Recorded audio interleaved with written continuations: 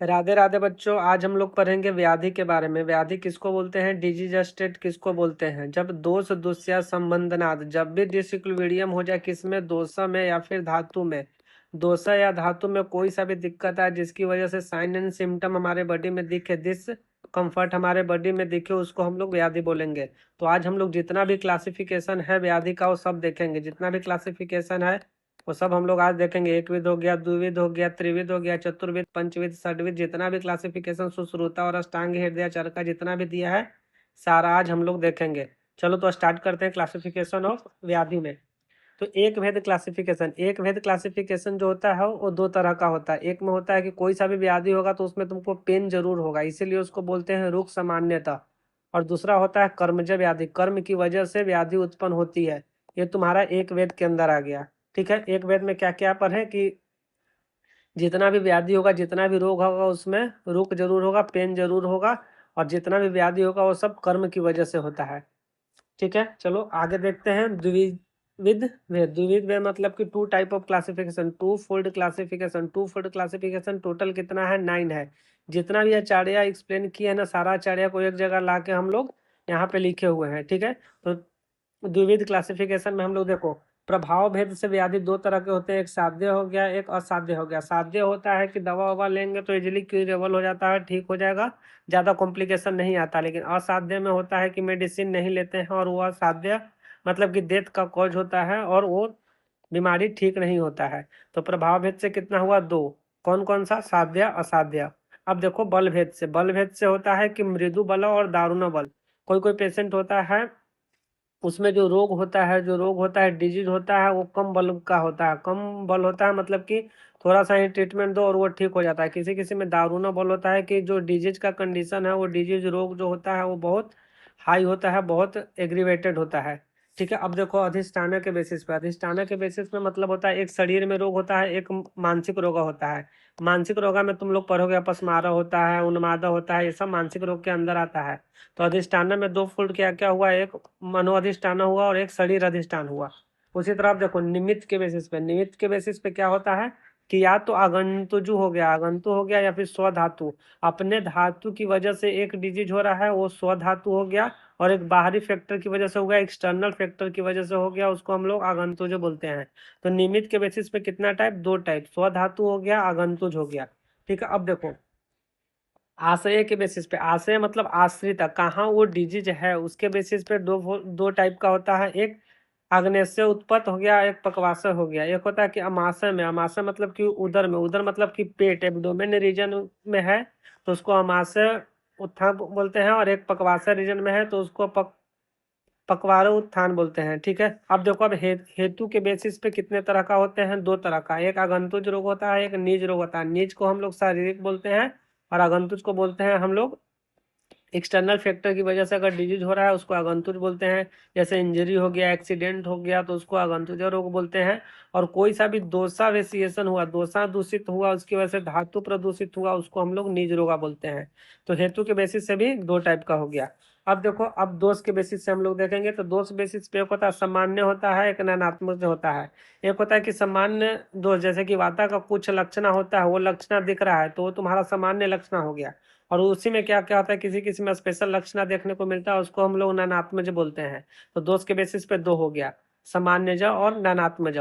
ठीक है, अब देखो, अब क्रिया के बेसिस पे भी दो होता है, एक शास्त्र साध्य होता है, एक स्नेहादि क्रिया साध्य होता है। एक होता है कि जब तुमको प्रॉब्लम होगा, जैसे अरसा हो गया, भगंदर हो गया, तो ये सब जो होता है वो शस्त्र की वजह से ही ठीक होगा। और एक में है कि मेडिसिन दे दो, औषधि दे दो, जिसकी वजह से रोग जो होता है वो ठीक हो जाता है। तो एक तुम्हारा शस्त्र साध्य हो गया, एक तुम्हारा स्नेह साध्य क्रिया साध्य हो गया। ठीक है, अब देखो ऋतु कालिका अवस्था, मतलब ये ऋतु के बेसिस पे, टोटल 6 ऋतु है ना, ये 6 ऋतु के बेसिस पे दोषा प्रकोपित होता है जिसकी वजह से रोग होता है। ठीक है, तो इसकी वजह ऋतु कालिका अवस्था की वजह से भी दो होता है, एक होता है प्रकृति रोग, एक होता है व्यक्तिगत रोग का। अब देखो टू फोल्ड क्लासिफिकेशन टोटल 9 था, वो खत्म हो गया। प्रभाव के बेसिस पे बल भेद हो गया, अधिष्ठान भेद हो गया, निमित्त के बेसिस पे हो गया, आशय के बेसिस पे, हेतु के बेसिस पे, दोष के बेसिस पे, क्रिया के बेसिस पे, ऋतु कालिका अवस्था के बेसिस पे। अब देखो त्रिविध फोल्ड पढ़ेंगे कि त्रिविध भेद पढ़ेंगे, क्लासिफिकेशन ऑफ व्याधि। कितना, 3 टाइप का, वो टोटल कितना होता है, 5। 3 टाइप का डिजीज जो होता है वो टोटल 5 होता है। सबसे देखो कारण भेद से नीज, आगंतु और मनस। एक होता है नीज, जो दोषा जो होता है विशेषण होता है, दोषा दूषित होता है जिसकी वजह से धातु दूषित होता है, वो नीज में आ गया। आगंतु जो इंजरी हो गया, एक्सीडेंट हो गया, उसकी वजह से आगंतुज हो गया। और मनस हो गया मानसिक रोग। मानसिक रोग में हमने क्या पढ़ा कि एक अपस्मारा होता है, एक उन्माद होता है।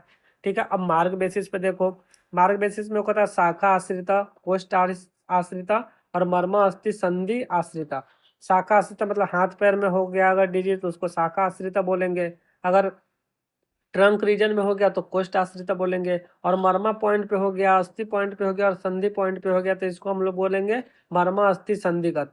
ठीक है, तो कारण बेसिस से भी 3 टाइप का हो गया, मार्ग बेसिस से 3 टाइप का हो गया। अब दोष बेसिस से देखो, दोष भेद से क्या क्या होता है, एक अग्नेय हो जाएगा, एक सौम्य हो जाएगा और एक वायव्य हो जाएगा। ठीक है, अब देखो सुश्रुत वर्गीकरण, सुश्रुता के अकॉर्डिंग जो होता है वो देखो, आध्यात्मिक होता है, अधिदैविक होता है और अधिभौतिक होता है। तीनों को हम लोग डिटेल में आगे पढ़ेंगे। आध्यात्मिक हो गया, अधिदैविक हो गया, अधिभौतिक हो गया। अब अवस्था के बेसिस पे, अवस्था के बेसिस पे भी कितना टाइप का होता है, 3 टाइप का होता है। कौन कौन सा होता है, एक प्रत्युत्पन्न होता है, एक पूर्वज कर्म हो गया, प्रकृत कर्मज हो गया।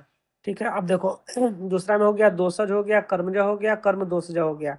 फिर दृष्ट कर्मज हो गया, अदृष्ट कर्मज हो गया, उभयात्मक हो गया। तो टोटल हम लोगों ने क्या पढ़ा कि 3 फोल्ड कितना था, 3 फोल्ड 5 टाइप का था। क्या क्या हो गया, तो कारण के बेसिस पे, मार्ग के बेसिस पे, दोष के बेसिस पे, सुश्रुत उक्त के बेसिस पे, अवस्था के बेसिस पे। अवस्था के बेसिस पे यहाँ 3 चीज दिया हुआ है। अब देखो 4 भेद क्लासिफिकेशन की, 4 फोल्ड क्लासिफिकेशन टोटल कौन कौन सा है, कौन कौन ने दिया था। ठीक है, तो अब निदाना के बेसिस पे देखो, निदाना के बेसिस पे कौन कौन सा है, तो आगंतुज हो जाएगा, शारीरिक हो जाएगा, मानसिक हो जाएगा, स्वाभाविक हो जाएगा। स्वाभाविक के बारे में डिटेल में पढ़ेंगे हम लोग सुश्रुत स्थान में। सुश्रुता ने 5 गो स्वाभाविक के बारे में बोला है, चरका लेकिन 2 ही बोला है, ये एक्सप्लेन करेंगे आगे। और साध्य असाध्यता के बेसिस पे भी ये 4 टाइप का होता है। क्या क्या, सुख साध्य हो जाएगा, क्लिच साध्य हो जाएगा, याप्य हो जाएगा और असाध्य हो जाएगा। असाध्य पहले बता दिए, जो क्यूरेबल नहीं हो, सुख साध्य हो गया, इजिली क्यूरेबल हो गया। क्लिच साध्य है कि डिफिकल्ट टू क्योर हो गया, थोड़ा टाइम लगेगा और क्योर हो गया। याप्य है कि वेरी डिफिकल्ट टू क्योर हो जाता है। ठीक है, ये 4 फोल्ड क्लासिफिकेशन है। अब देखो सतविध व्याधि क्लासिफिकेशन, ये ज्यादा इंपॉर्टेंट है। जब क्लास में आता है, एग्जाम में आता है यूनिवर्सिटी में, तो सप्तविध क्लासिफिकेशन अकॉर्डिंग टू सुश्रुता आता है और इसको तुमको एक्सप्लेन करना होता है। ये 5 मार्क्स का आता ही आता है। अगर व्याधि से क्लासिफिकेशन आएगा तो सप्तविध क्लासिफिकेशन ही आएगा और सुश्रुता वाला ही लिखना होता है, क्योंकि सुश्रुता के अकॉर्डिंग ही पूछता है। ठीक है, हम लोग दोनों पढ़ेंगे, अष्टांग हृदय के अकॉर्डिंग ही कुछ पढ़ेंगे और सुश्रुता के अकॉर्डिंग भी पढ़ेंगे। तो देखो सप्तविध क्लासिफिकेशन अष्टांग हृदय के अकॉर्डिंग कौन कौन सा होता है, सहज होता है, गर्भज होता है, जातज होता है, कालज होता है, पीराजन्य हो गया, प्रभावज हो गया, स्वभावज हो गया। क्या क्या मैंने बोला, 7 टाइप ऑफ क्लास व्याधि में किसके अकॉर्डिंग, अष्टांग हृदय के अकॉर्डिंग। क्या क्या था, सहज, काल, गर्भज, जातज, कालज, पीराजन्य, प्रभावज, स्वभावज। ठीक है, लेकिन हम लोग को आता है सुश्रुता के अकॉर्डिंग लिखने के लिए। इसका भी 7 होता है। कौन कौन सा हो गया, आदि बल प्रवृत्ति हो गया, जन्म बल प्रवृत्ति हो गया, काल बल प्रवृत्ति हो गया, दोष बल प्रवृत्ति हो गया, देव बल प्रवृत्ति हो गया, स्वभाव बल प्रवृत्ति हो गया, संघात बल प्रवृत्ति हो गया। बल प्रवृत्ति सब में कॉमन है, तो तुमको बड़ा बड़ा नाम लग रहा हो, लेकिन तुम देखो बल प्रवृत्ति सब में कॉमन है। तो अलग इसमें क्या है, आदि, जन्म, काल, दोष, देव, स्वभाव, संघात। ये इजी है, 2 बार पढ़ोगे तो याद हो जाएगा और यही लिखना होता है यूनिवर्सिटी एग्जाम में। याद रखना, 5 मार्क्स का क्वेश्चन आएगा ही आएगा। ठीक है, तो हम लोगों ने क्या क्या देखा यहाँ पे, सबसे पहले एकविध क्लासिफिकेशन देखे, द्विविध क्लासिफिकेशन में टोटल 9 था, वो हम लोगों ने देख लिया। फिर हम लोगों ने देखा त्रिविध क्लासिफिकेशन जिसमें टोटल 5 था, वो हमने देखा। फिर चतुर्विध क्लासिफिकेशन में टोटल 2 था, वो हम लोगों ने देखा। फिर सप्तविध क्लासिफिकेशन में अष्टांग हृदय और सुश्रुता के अकॉर्डिंग हम लोगों ने देखा। और सुश्रुता वाला इंपॉर्टेंट है क्योंकि 5 मार्क्स का यूनिवर्सिटी एग्जाम में आता है।